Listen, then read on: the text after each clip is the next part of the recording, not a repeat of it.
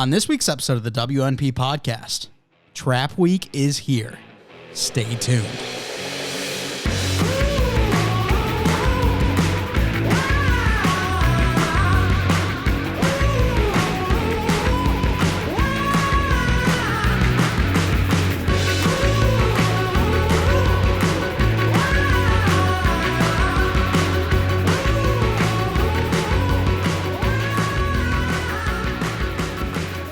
Episode 160 of the We're Not Professionals podcast. I'm your host, Mike Mitchelson, and joining me today, as always, my co-host, Chase Crawshaw. Chase, how are you? I am doing swell. Thank you for asking. How are you?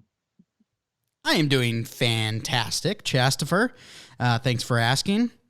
You know, I had a question for you before we hop right into the meat of the show. Boy. Yes, I know. What are your thoughts on not being video recorded right now? I mean, I don't really care. I'd be cool with doing video. I know we talked about it and wanted to maybe get it established on the road, but like not doing video, it's not the end of the world for me either. Like I can kind of sit here, shirtless, with showing off all my chest tattoos and not a problem.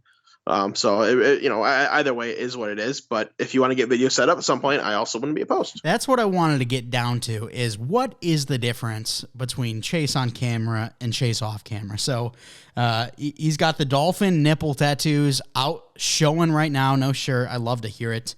I'm currently wearing the dad beater or the wife beater. Sorry, I don't know t-shirts. I don't know fashion, whatever it is. But video mic would look very different. What? I'm on camera right now. Oh, you're on. How does that work? I just turned on the Skype camera. I don't know. Oh. I'm turning it off now. I don't want you to see my beautiful face until we get the video situation figured out for the pod. You're in a collar. I know. Why are you wearing a collar? Well, I wore it earlier in the day, and then I had a video interview that I did pretty much right before we got on for our call, so I just never changed. Yeah, I got home from work and just immediately took all the work clothes off, like just not interested in wearing polos and button-ups and khakis and nice pants for longer than I have to.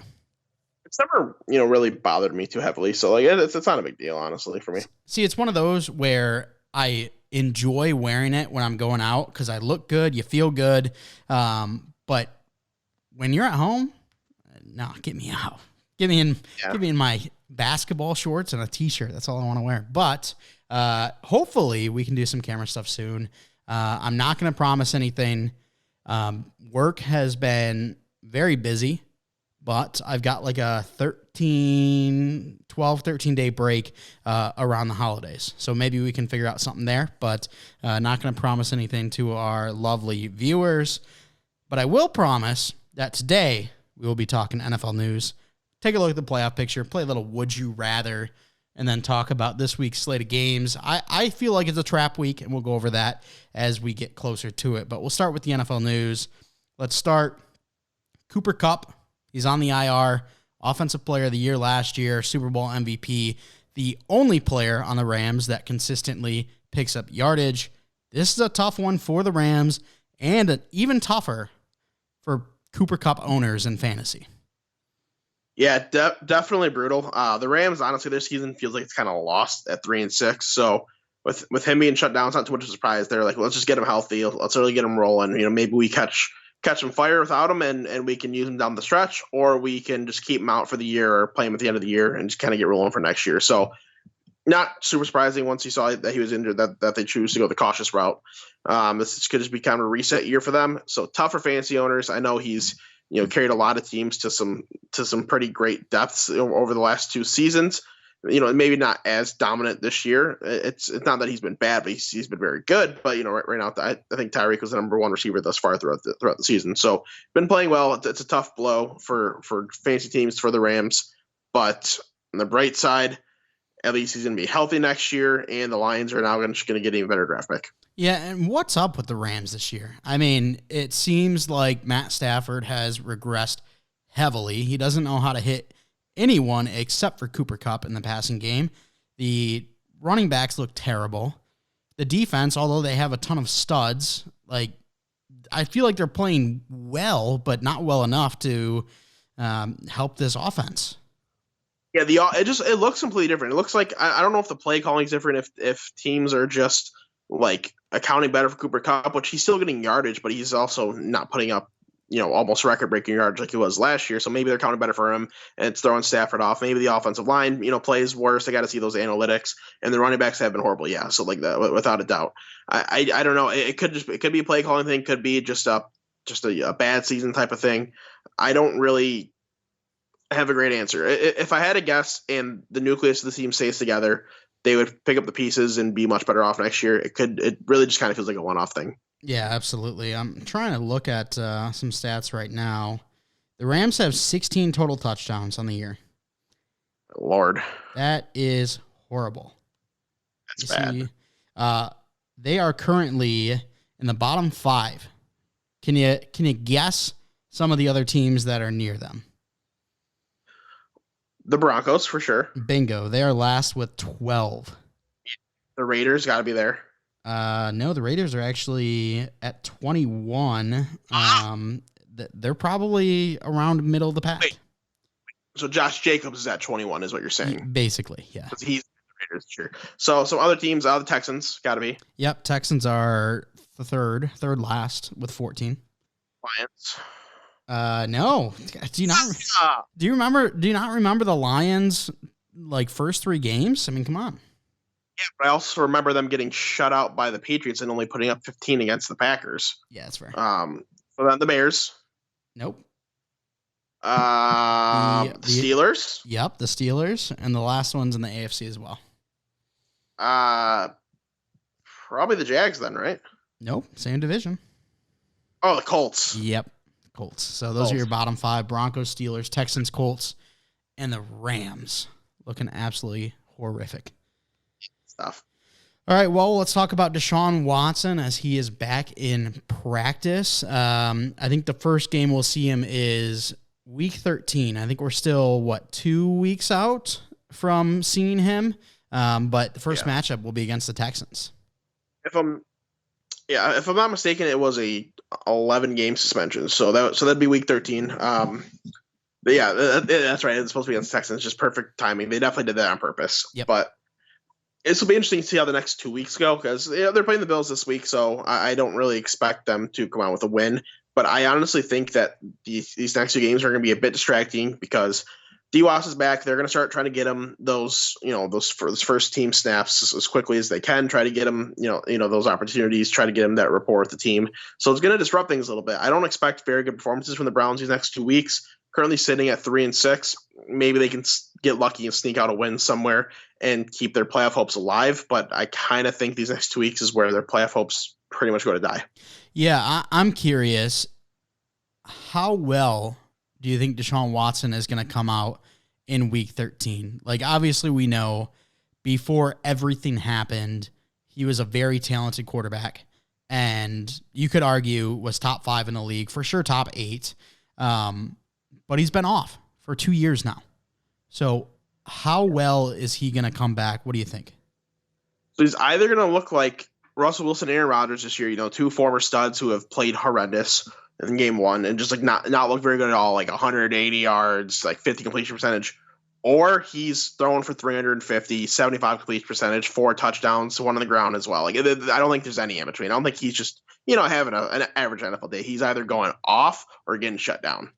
And him being in the Browns on the Browns, and in the division of the Bengals, I'm really hoping for that first option. Give me Russell Wilson 2.0. Give me Aaron Rodgers 2.0 from the 2022 season because not interested in playing against a top 8 quarterback twice a year. That's fair. All right, let's now talk about Jeff Saturday as he gets his first win with the Indianapolis Colts. I mean, we didn't get to talk about it last week. We didn't come at you with an episode. But Jeff Saturday, the first NFL head coach to ever be hired without any college or NFL coaching experience, he comes in, gets a win in his first week. I was talking to people at work because I am in Indianapolis. So talking to some people down here and saying, anytime a coach gets fired, Frank Reich gets fired too, by the way. Don't know if we talked about that. But anytime an interim head coach comes in, it feels like they always win that first game. I mean, we saw it with the Carolina Panthers. They fired Matt Rule. They came in and they won. I think it was it against the Bucs or was it against the Falcons? I don't know. It was one of the two. And they came in and won. And I felt like that could happen again with Jeff Saturday, but the inexperience and the fact that the Ravens are just a far more talented team, or the Raiders are a far more talented team. I didn't bet on it in our prediction sheet. I still went the Raiders. I was wrong. Jeff Saturday does get his first win. Yeah, I thought the Colts were honestly going to go like winless with him as a head coach. Randomly pulling the plug at Sam Ellinger, saying that he's going to be the starter. Then all of a sudden, Matt Ryan starts the game, pulling some snake stuff. Maybe it was just to throw the scent off on what they're going to be doing that week. I don't know, a little weird, but I guess it worked out. So Matt Ryan's back. Either the Colts are going to win enough games where they're just going to kind of be picking in that purgatory spot in the NFL draft, or Matt Ryan's going to get hurt. They're going to lose out on their draft pick compensation, and they're, all this trouble is going to happen. So like, I don't imagine this going well for them the rest of the year, but I don't know if it's going to be like a train wreck. I don't know. The way they looked in that game, like they looked honestly solid. So maybe they'll play all right. Yeah, and Jonathan Taylor's back apparently. It only took an offensive lineman head coach for the offensive line to actually do something. Think about this. So he coached high school football, and like you're throwing the ball 20 times at most in a high school football game. Yeah, you're pounding that rock because like you don't usually have the quarterbacks that can throw the ball. Especially him, he hit like a 3-7 team. Like he couldn't throw the ball. So like all he's got is run plays in his 11 play playbook. So he's got to get that O line ready to go. But like we're running these 11 plays, get used to it, get ready. So it just like it makes sense. Yeah, fair point. And I will say, you mentioned it. He announced Sam Ellinger as the starter and then went with Matt Ryan day of. And I was talking with people down here again, and they were saying he was just trying to win. Like, it's not a big deal. I get that, but at the same time, if you have any question whatsoever on who your starter is going to be, don't name one. I feel like it's pretty simple. It doesn't do great things for the locker room when you just go back on your word like that. Agreed. All right, finally, the reason that Jeff Saturday got his first win was because he was coaching up against Josh McDaniels. Oh, man, Josh McDaniels, he's fantastic. And I feel like we've talked about bad head coaching too many times so far this season, but we're going to do it again. I thought for a while that Nathaniel Hackett was the worst coach in the NFL. Might be wrong. I mean, Josh McDaniels has looked horrible. And after the loss to Jeff Saturday and his Colts, the owner, is it Mark Davis? Yes. Came out and said that he still backs Josh McDaniels, and Rome wasn't built in a day, and he still believes that Josh McDaniels is going to take them to the promised land. And, I mean, everyone was like, what the hell are you talking about? And then we find out today it's more linked to money issues on why they're not getting rid of Josh McDaniels than it is actual faith in the guy. Yeah, the Raiders are a literal poverty franchise is what we found out. That's a term that's thrown around all over social media when teams go through stupid things or do bad things, whatever. But they're a literal poverty franchise. It came out that if they cut ties with them, you still got to pay this coach through his contract until he gets a new job at least.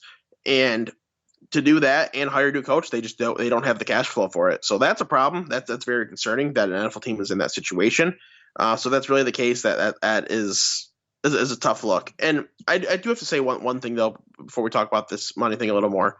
Isn't it a crazy difference that the letter S makes? Because you can have Josh McDaniels do this, or you can have Mike McDaniel do what he's doing in Miami. Yeah, I mean, he's looked fantastic, and Josh, well, I feel like no one actually believed in Josh McDaniels except for like 5% of the Raiders fan base and the ownership there. Like, we talked about it on the podcast that Josh McDaniels wasn't a great head coach. He was a good offensive coordinator. Then he got some head coaching opportunities when it came to actually being offered jobs. And then he just, is like, never mind. I'm just going to turn that down. Like, he just doesn't seem like head coach material. And we're seeing it again. I mean, he's doing terrible.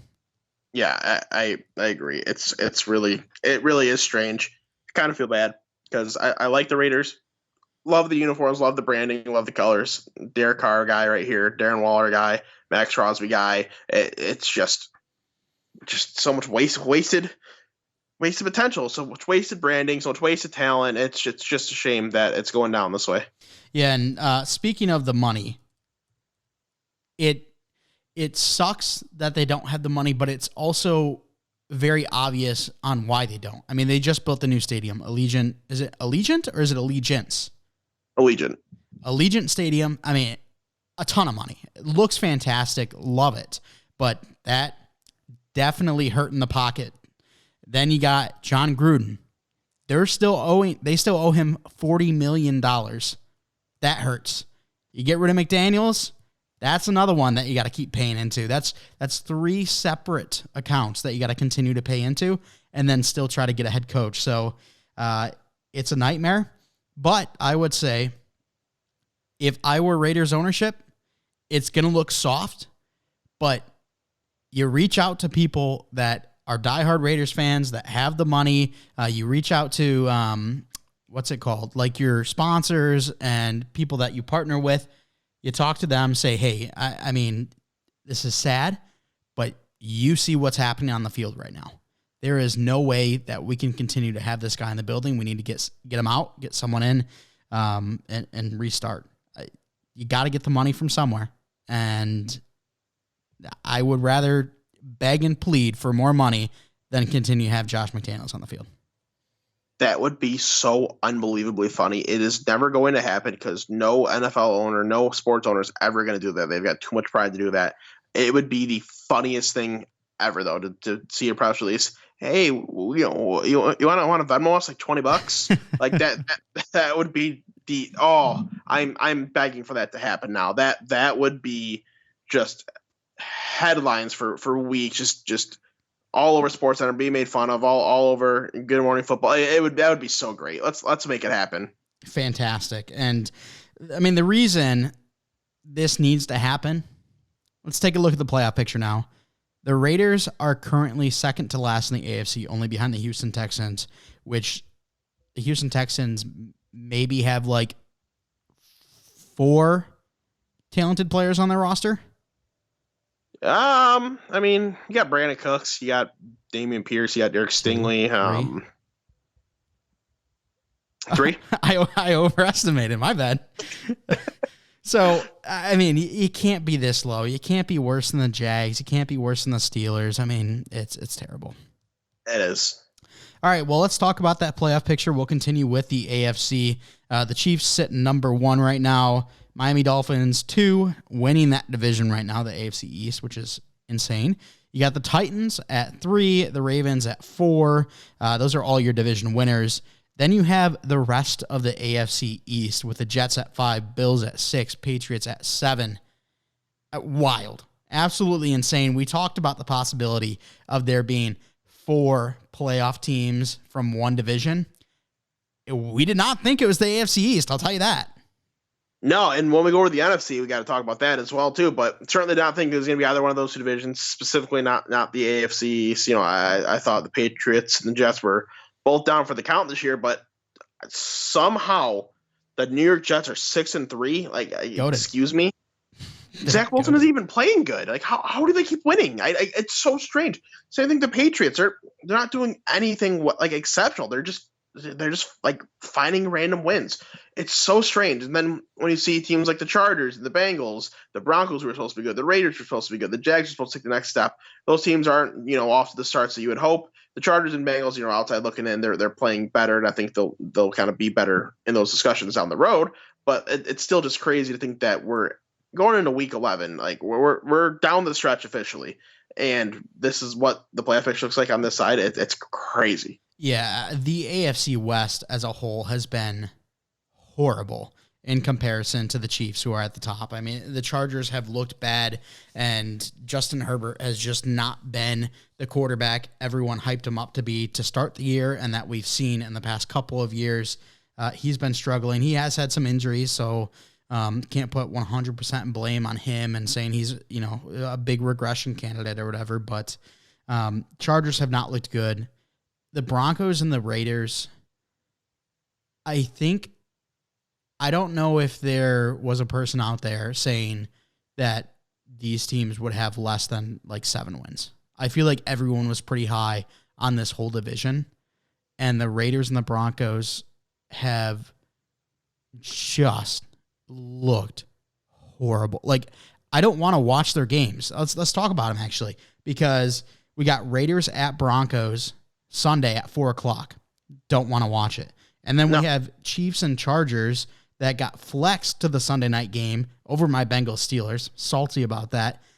And, I mean, it's better than Raiders and Broncos, but at the same time, I think Chiefs are just going to blow out the Chargers. I do think it's very possible, but at least you have the possibility of a quarterback duel because the talent is there. Justin Herbert, maybe he gets Mike Williams, maybe he gets Keenan Allen back. So, like, at least the potential is there. Like, it's not likely the Chiefs just look so much better, but like there's that little bit of hope. Yeah, and the coaching battle is not even close. Andy Reid might be the best coach in the NFL right now. I would say definitely the best offensive head coach right now. And then you got Brandon Staley, who is in the running for worst coach in the league. I think Andy Reid definitely deserves that conversation, but it's hard if I had to choose between Andy Reid, Brian Daboll, and Mike McDaniel on who would be like my favorite right now for Coach of the Year. Mm-hmm. All doing fantastic. Yeah. All right, let's move over to the NFC. You got the Eagles at number 1. They just dropped their first game to the Washington Commanders. Crazy. You got the Vikings leading the NFC South. I think people predicted that the Vikings could lead the NFC North, excuse me. I think the Vikings predicted that they could lead the NFC North, but I don't think people thought they'd be 8-1 at this point. No. Then you got the Seahawks weirdly leading the NFC West, as the NFC West has looked quite anemic. I mean, the 49ers looking a little bit better, but they still have some shocking losses. The Bucs, they are currently leading the NFC South, sitting 4, have the 4 seed at 5-5. Then we got the Giants at 5, Cowboys 6, 49ers 7, and right there on the bubble, the Washington Commanders. Yeah, so again, there's the 4 NFC East teams sitting to the top 8, where right now the Commanders, the only reason they're not in is because they played an extra game over the Niners, so the Niners get that advantage. And it's crazy because that division still on paper looks like terrible. Like, mm-hmm. I had the Eagles as my number 1 team in the league this year when we did our preseason predictions because in the NFC. What's that? In the NFC, right? No, I think I had them as the number 1 record. I thought you had the Bills at like 14-2. I had both teams at 14-3 actually. So whoever one came out to being first, I don't remember. But regardless, at least for sure the NFC, I know that. And it was because their path was easy. You look at their division and like they just kind of they outmatched their teams, the other teams pretty heavily. Maybe the Cowboys could give them a run for the money and have like a one-on-one series with them. But otherwise, they're going 5-1, and I had them at 6-0 if I'm not mistaken. So their path seemed easy. But all of a sudden, you got the Giants just at 7-2. Brian Daboll is coaching that team into a Coach of the Year potential win. Saquon Barkley's playing well, but other than that, the team's not even doing anything crazy. Just playing solid defensively and getting it done enough offensively. The Cowboys are at 6-3 because they've had the benefit of the things going right in their schedule. Even when Dak went out, Cooper Rush led them to an undefeated record. It just played incredible. And now the Commanders, they're looking like a better team. Taylor Heineke has played fantastic so far. When he's not some groundbreaking quarterback, but he's done everything you can ask out of a quarterback to play winning football and did a great job in the Eagles game. So it's so strange to think that this whole division, I thought the Eagles could have done well, and they are doing well, but this whole division is fighting for a playoff spot. It's just wild. And I got to say, it's really gross. When I'm just looking at the bubble teams, the Chargers and the Bengals are currently have a positive record at 5-4. The Commanders are even at 5-5, but every other team is currently with more losses than wins. The Colts are at 4-5, 4-5-1. The Browns are at 3-6. The Packers, who are the second team on the bubble, they are 4-6, as well as the Falcons and Cardinals at 4-6. It feels to me like there's, I don't know, 4 or 5 good teams, and then everyone else has shown some serious flaws. Yeah, I got to agree, man. It's really strange. It's talk about it's. There's been a lot of super exciting games in the NFL. Like every Sunday, there's always 2 or 3 really exciting games, which is awesome because there's times last year, there was good games, but there wasn't, crazy moments like this Vikings Bills game, the past week. Like there's always been something exciting every week to be like, all right, that was cool. What can we expect next week now? But it doesn't mean that teams are playing well necessarily. It doesn't mean that the teams are doing as expected. It's just there's a couple games that here and there that end up showing out pretty well, and it really is shocking to see some of these teams, playing so poorly. To see the Packers and Rams playing so poorly over there in the NFC, see the Cardinals, struggling. It's not a complete surprise, I guess, but like still, you think that they'd at least be putting up a little bit better of a fight, be better than the Seahawks. It's really weird, man. Yeah, really wild. Let's go with our final playoff predictions here. How about that? Who do you think gets in? So we'll start in the AFC, I guess. Is that what we're doing? Or are we doing Sure. NFC? Okay. Yeah. All right. Whatever. AFC. So, I'm locking the Chiefs. I'm locking the Dolphins. I think those are guaranteed at this point. I'm gonna say the Ravens end up winning the AFC North, I think it's gonna be like a close battle. I think the Bengals are gonna put up a good fight, but I'm gonna give the advantage to the Ravens right now. They just look a little more complete. And then to win the AFC South, that would be it's got to be the Titans, right? I don't think any of those other teams can really kind of fight for that spot. So those are your top 4. Then from the outside looking in, the Bills. Maybe the Bills still do beat the Dolphins. For some reason, like as much as I like the Bills, I feel like the Dolphins are going to win this division the way things have gone. So regardless, one of those teams are going to win the division. Both teams are going to make playoffs. They at least 2 open spots, and I do think the Bengals get in. And I'm really torn between the Jets and the Chargers because there's always a random team that gets in, and the Jets feel like they could be that random team. But at the same time, the Chargers could be that random team because they haven't made the playoffs yet with Justin Herbert and Brandon Staley. So I'm gonna give benefit of the doubt to just the better quarterback and say that the Chargers get in over the Jets. The Jets end up slipping a little bit. Still probably finishing with a positive record, but I'll say the Chargers get in there.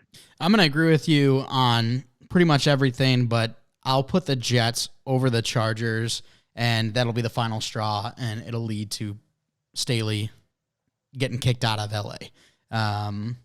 I think that the Jets and the Patriots feel like the obvious 2 teams that would drop out. The Chargers and the Bengals feel like the obvious 2 teams that would go in.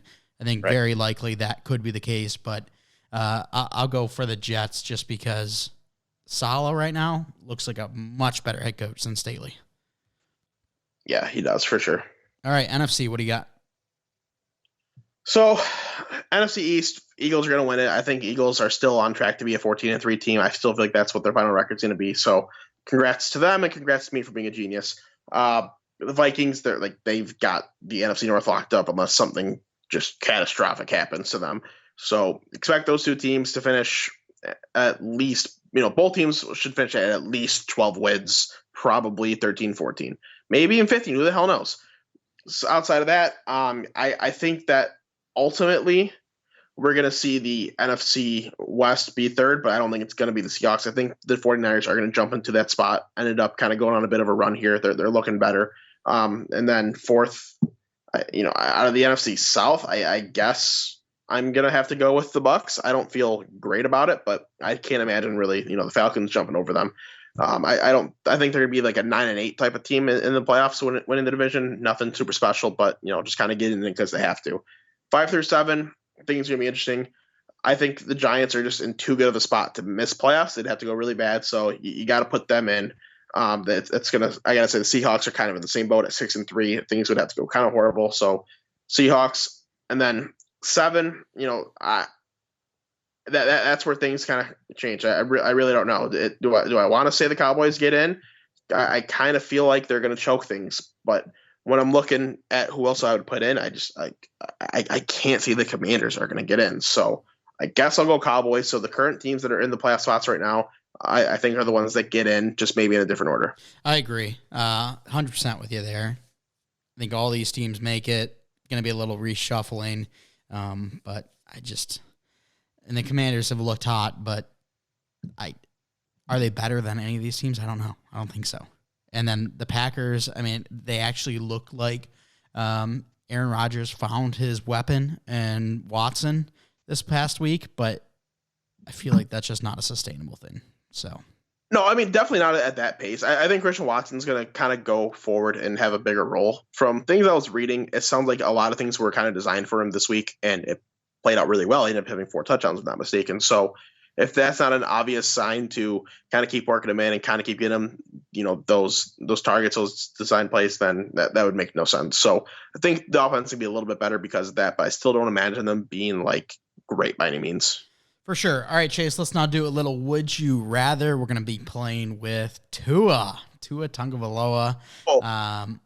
This was a guy that, there was a lot of talk on if he could, get it going, if he could move forward and be a good starting quarterback. I think that you and Graham were a little bit lower on him. I was trying to abstain from, going one way or the other. And then Johnny's still very confident that Tua could get it done, but he is a Dolphins fan. So, I mean, come on. Yeah. So I want to do a little would you rather. I'm going to be giving you a quarterback, and you let me know if you would rather Tua or this other quarterback. I will say, I don't know if you've seen this, but before we start, Tua is currently second in MVP voting, and MVP odds, I should say, in Vegas. So I will say that. All right. Who would you rather, Tua or Patty Mahomes? I'm going to take Patrick Mahomes. Tua or Josh Allen? I'm going to take Josh Allen. Tua or Joey Burr? I'm going to take Joe Burrow. Tua or Justin Herbert? I'm still going to lean Justin Herbert another week or two, at least for the rest of the season. Maybe I can start questioning myself a little more. I know some people are going to say Tua instead, and that's perfectly fine. I can understand the results certainly show that should be the right option, but I know how talented Justin Herbert is. I've been a huge fan of his game since he came really, out of Oregon, even before when he was still playing there. So I'm going to give him benefit of the doubt. Once his team gets healthier, I think he'll show off a little bit better. How about Tua or Jalen Hurts?